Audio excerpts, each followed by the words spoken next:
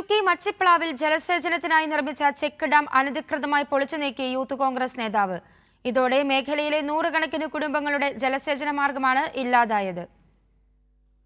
മച്ചിപ്ലാവിൽ ദേവിയാർ പുഴയ്ക്ക് കുറുകെ നിർമ്മിച്ചിരുന്ന ചെക്ക് ഡാമാണ് പുഴയിലെ ചെളി നീക്കം ചെയ്യാനെന്ന മറവിൽ പൊളിച്ചത്. വേനൽക്കാലത്ത് തടയണയിൽ ജലം കെട്ടിനിർത്തിയാണ് പ്രദേശവാസികൾ കൃഷിക്കും കുടിവെള്ളത്തിനും ഉപയോഗിച്ചിരുന്നത്. ഇതോടെ മേഖലയിലെ നൂറുകണക്കിന് കുടുംബങ്ങളുടെ ജലസേചന മാർഗമാണ് ഇല്ലാതായത്.